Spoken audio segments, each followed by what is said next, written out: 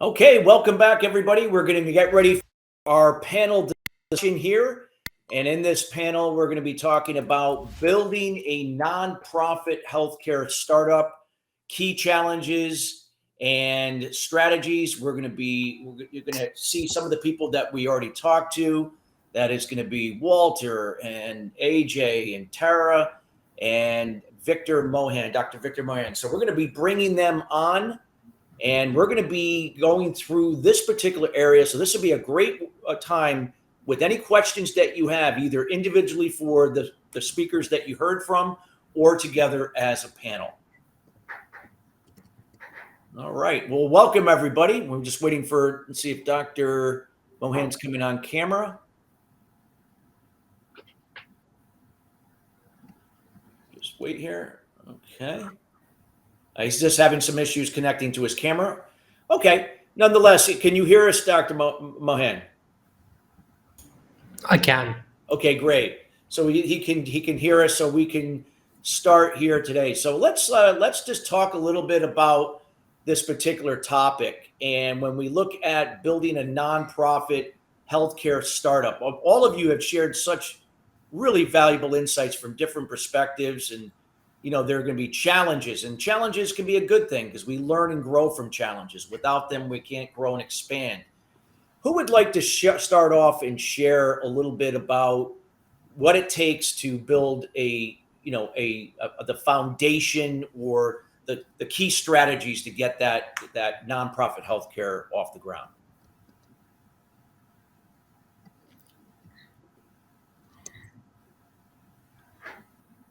Anybody like to start off? How about we start with Walter? Walter, would it be okay to start with you? Certainly, Christopher. Be glad to contribute. Okay. You're on mute. I think the issue, Christopher, to start a nonprofit is to combine mission, head, and heart and make it happen.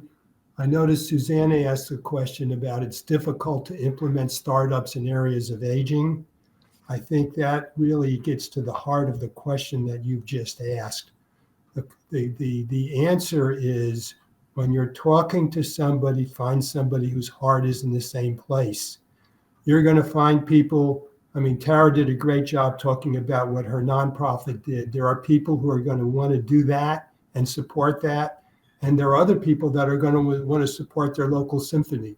And other people are going to want to support global support for people in perhaps their family comes from Ghana, which you mentioned earlier, and which Medical Bridge has served. They want to support clinics in the country of Ghana. So a key issue is everyone you talk to, find out where their heart is. And if their heart is in the area where you're going to start your nonprofit, then you engage them. If their heart is somewhere else, move on to the next person. Does that help, Christopher? It definitely does, because like you said, it's so hard in itself just to, get fundraising, but to try to persuade and convince people to do something and it's not a priority. That like you said, if you can align with the people with similar values, similar interests, and this is an area that is a priority, it's probably going to be a better use of your time, no doubt about it. I take that even one step further. I'd ask everybody who's listening to think about who they now provide gifts to. Who are the nonprofits and the charities that they support? And how many times do they get a call from a really good, meaningful charity where a friend mentions a charity? And how often do they say, oh, that's a great idea. I really care for that. And I'm actually going to write a check. Yeah. Right? So you have to realize with fundraising is you have to develop the relationship, find the person with the interest, and cultivate that interest. Because if they're going to give something to a new nonprofit, that means they're probably not going to give as much money to one of their existing nonprofits. And how many of you that are in this audience would be willing to do that? And what's your resistance when someone talks about it? Even if you greatly admire the product, that service that they're providing to humanity, and you're close personal friends with the person asking. So fundraising is hard, have to be thoughtful. Yeah. Before I move on to the next question. Anybody would like to elaborate on what Walter just shared? Great. I don't know if Dr. Mohan had some technical difficulties. If not, I can go to the next question if it's up to you. Christopher, I couldn't hear you. Oh, sorry. If you can hear me, just elaborate, like some of the strategies that, if you want to elaborate on any of the strategies or any insights to successfully get that nonprofit off the ground. Yeah, I mean, I know that perseverance and, like we've all said, it's difficult work. It really, really is difficult work. And just, holding the faith, and something that we have in recovery is don't give up 5 minutes before the miracle. Yeah. So I take a slightly different approach to that. I think it was Sean who said something about grants are seed and not feed. I sort of agree with that, right?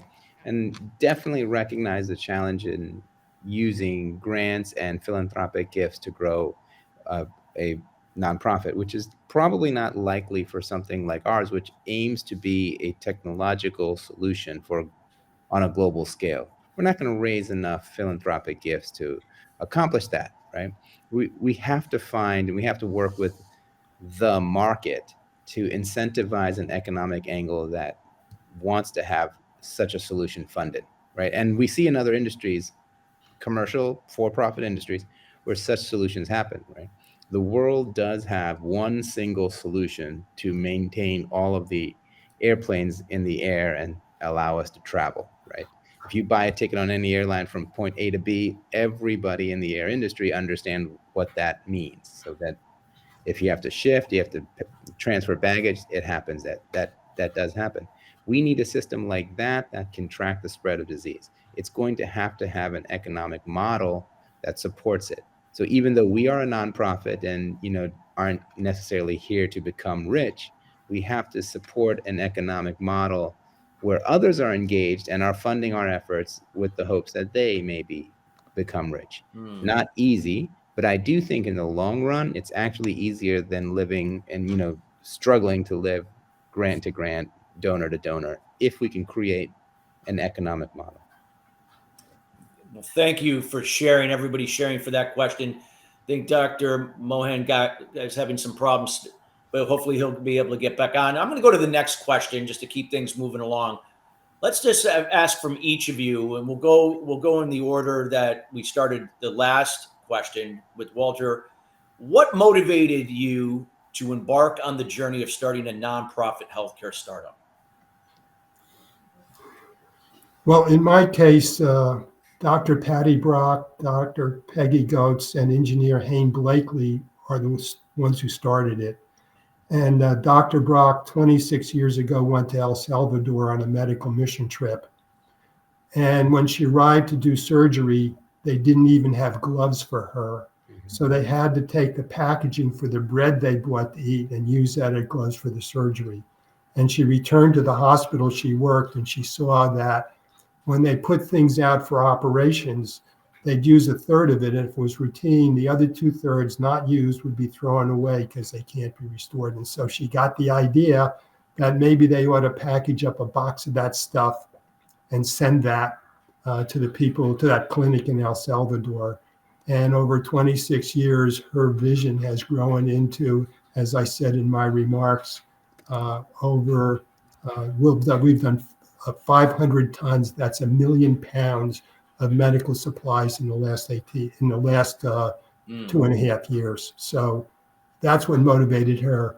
The reason I failed retirement and came back and joined Medical Bridges was because I've had an incredibly successful business career, did another nonprofit, was ready to retire, and got the call about this place. And my financial expertise would be very helpful when I was called 5 years ago. And my wife is a nurse, and my mom was a nurse in combat in World War II.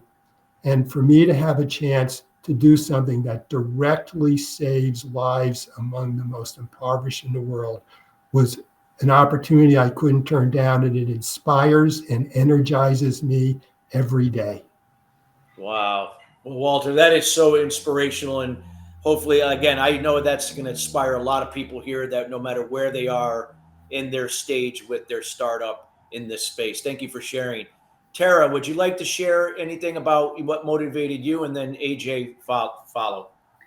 Yeah, absolutely. Like I mentioned in my presentation, that it was my own recovery journey, and it was seeing so many community members, family members who are dying from overdoses or the negative impact from addiction. And it is, it's very prevalent among the BIPOC community, which I'm half Mexican American.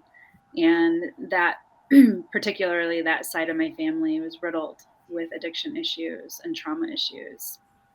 And as I saw these unfold in my life and how they impacted me and how I had a growing issue because of the intergenerational trauma that I had experienced, I had this passion and this, right. And us being here with nonprofit, I mean, that's how it starts, is that your heart just gets ignited with this mission and this purpose, this intense purpose to be able to help people.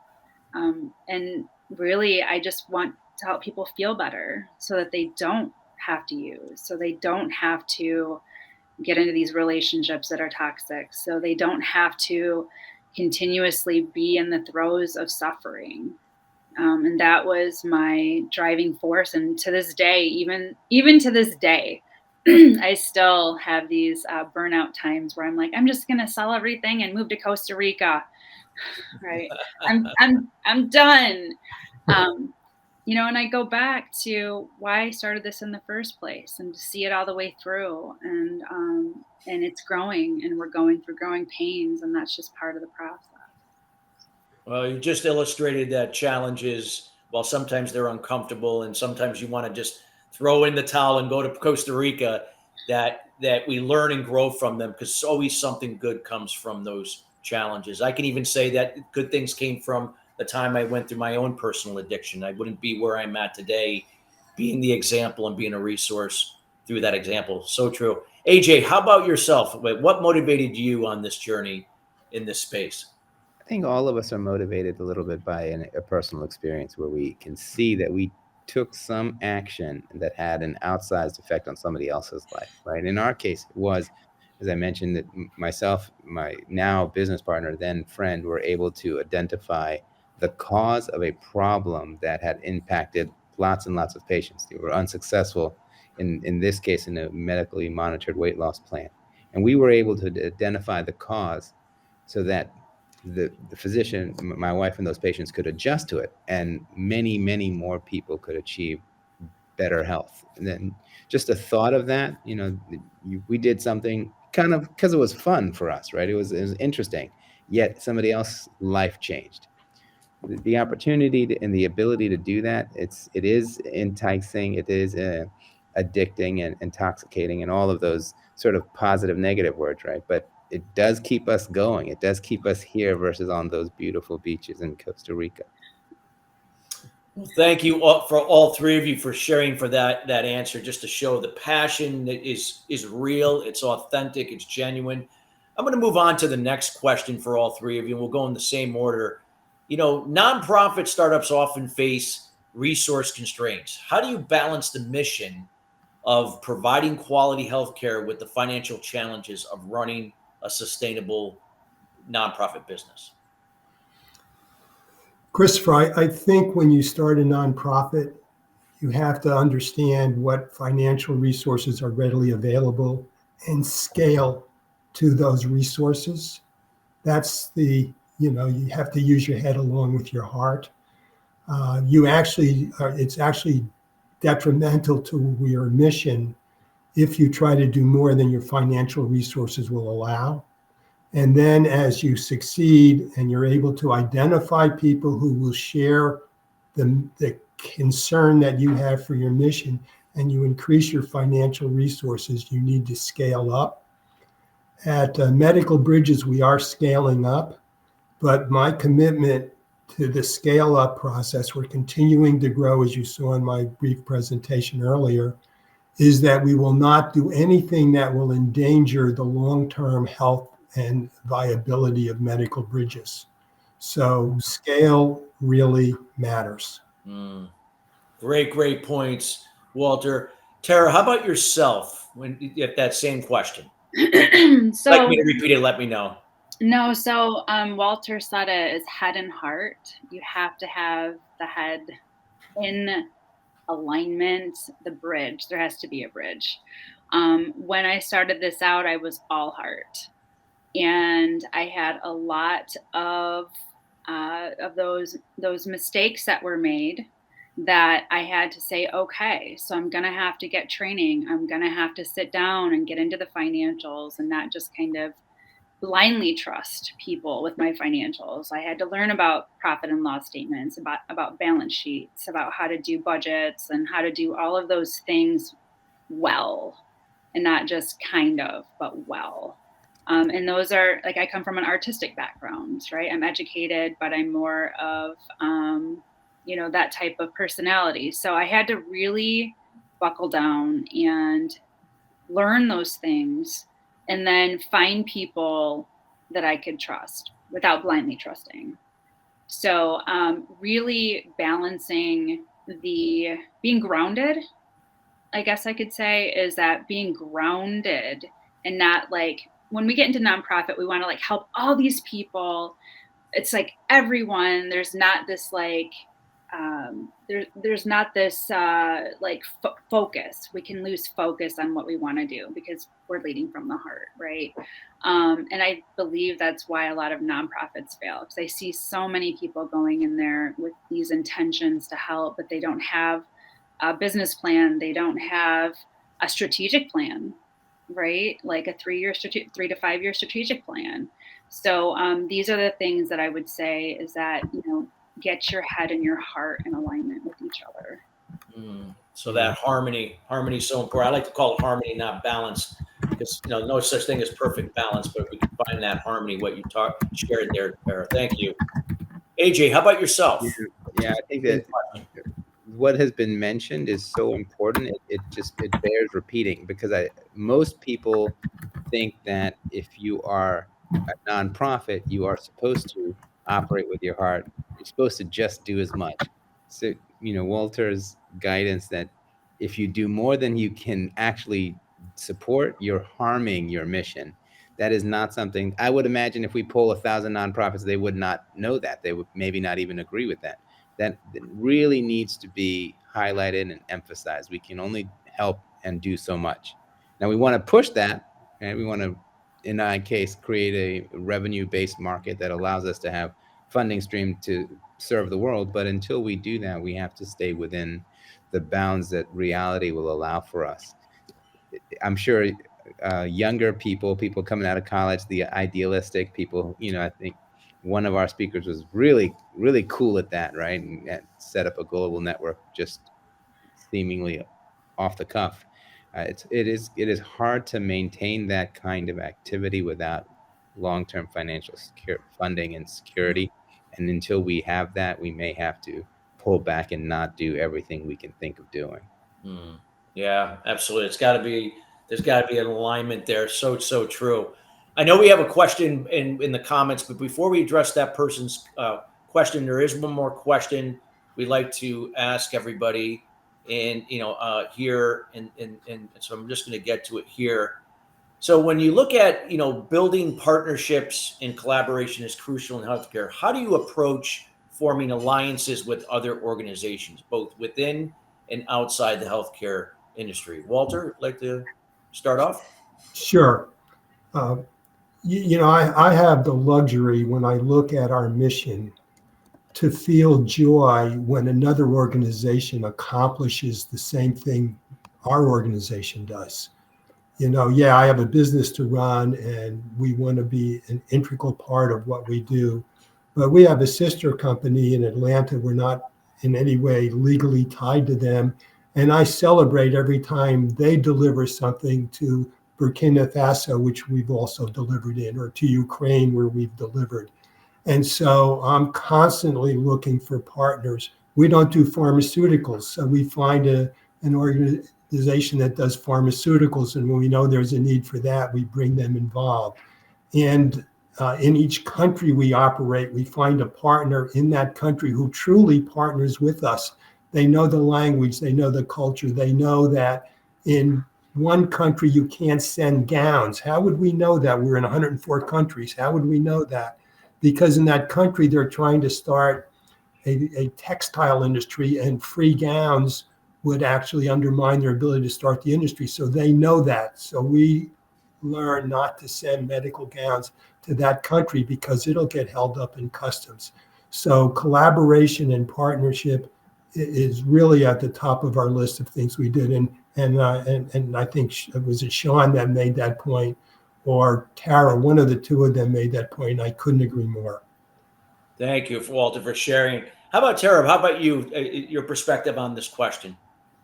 So I am a firm believer in really asking people how I can help them in their organization, and looking for that alignment and looking for that potential to grow together and to collaborate on projects, on whatever the needs are of that organization. I know in the beginning it's something that I didn't do. It was all about me and what I needed, and I needed to get this nonprofit off the ground and all of these things. And it really is about just asking people, like, how can I help you? And then there's a collaboration there. Okay, great. Well, thank you for sharing that. AJ, how about yourself?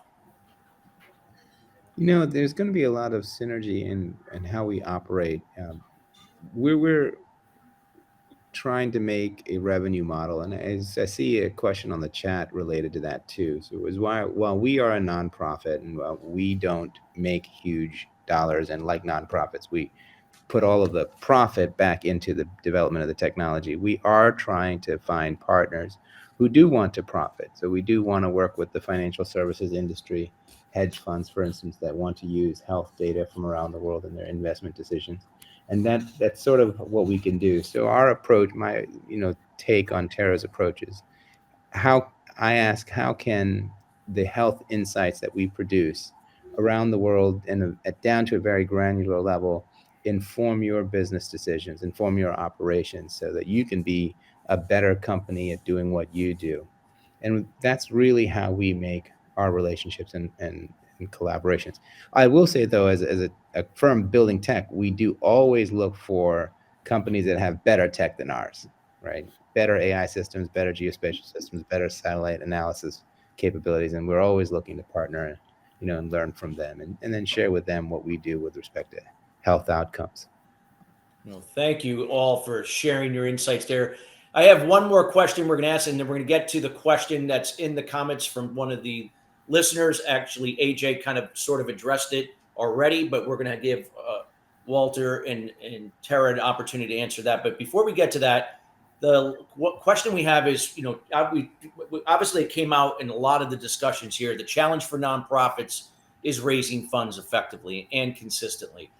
Can you share from your perspective a successful fundraising strategy or strategies that have helped you sustain and grow your healthcare startup? Walter. Yeah, this is one that I think would work for everybody. When I joined both of the nonprofits, the previous one and Medical Bridges, they both needed more funding. And so what I did is I created a Trailblazer program.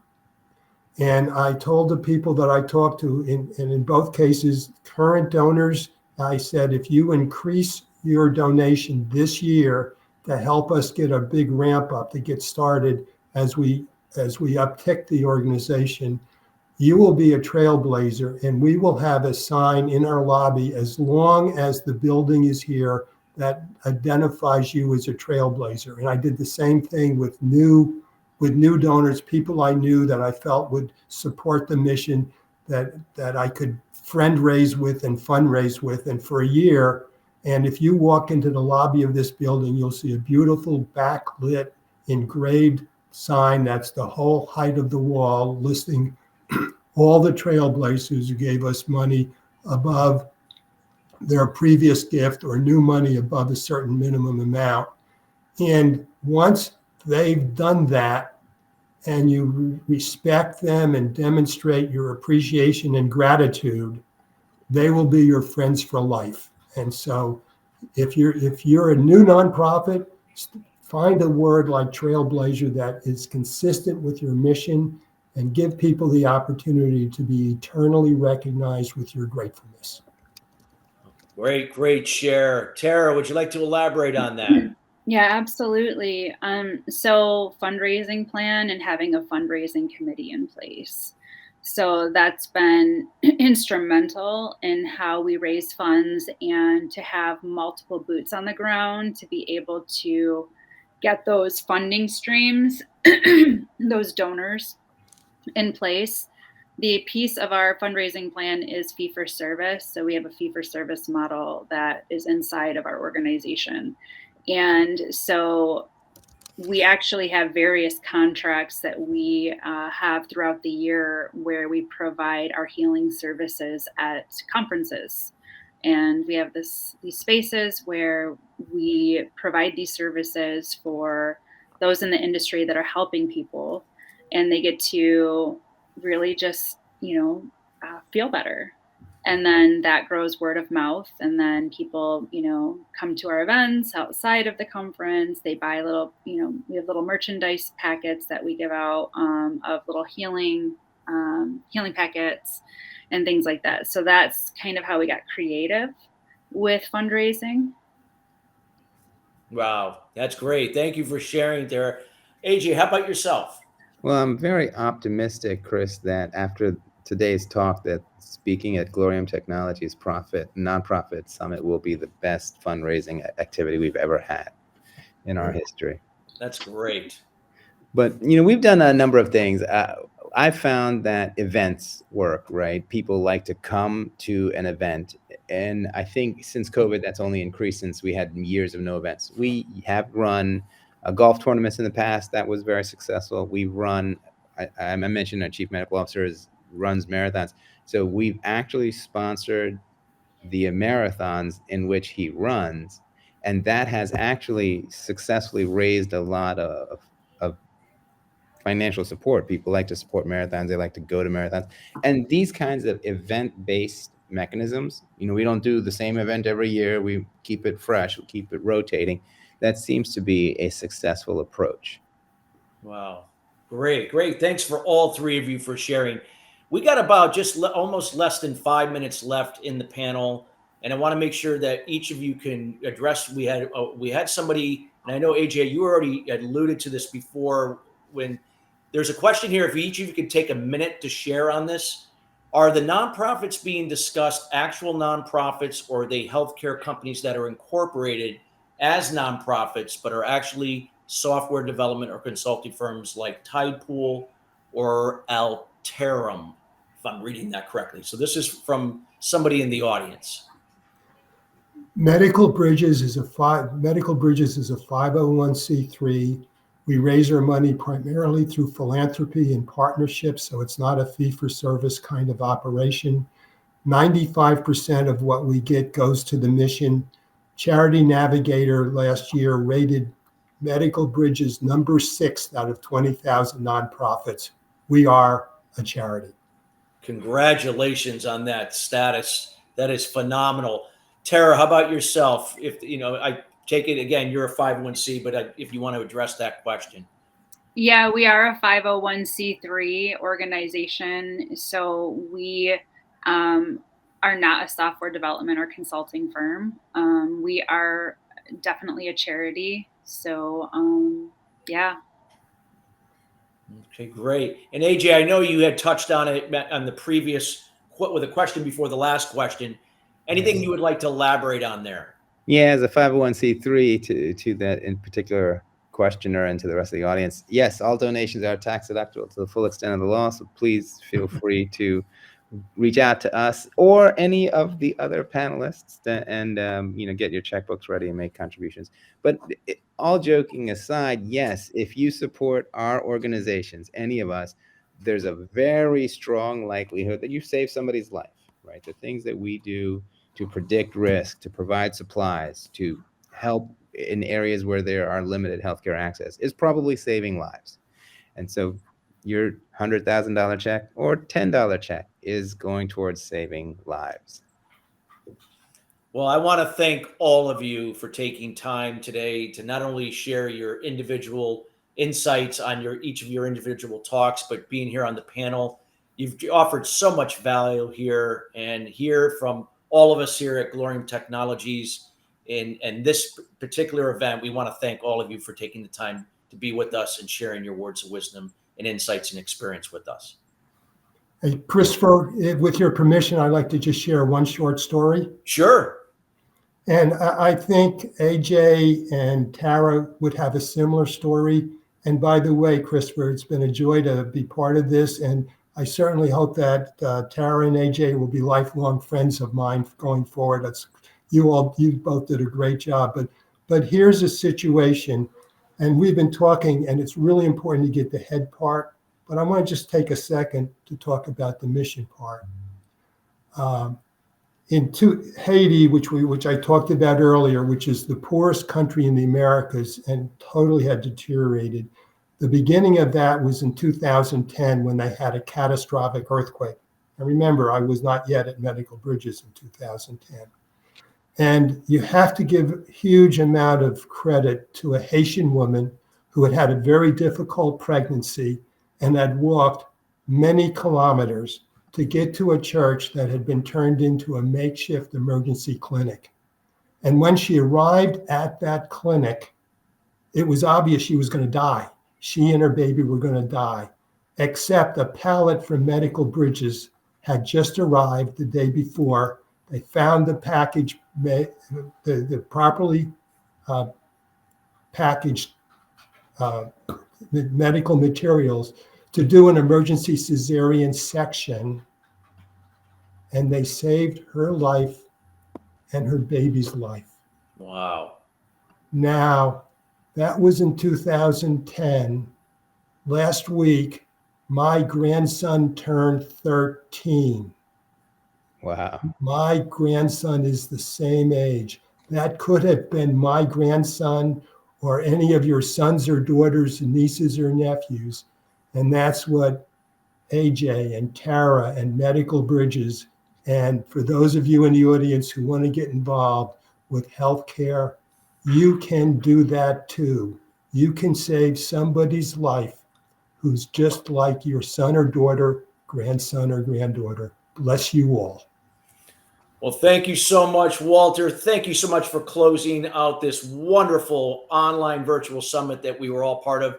Again, thank you to all of you, and we hope to see all of you again here back with us, sharing some updates of what you're doing in your organizations and helping others wherever they are in their state, the various stages to move forward. And again, thank you so much for being here. Thank you.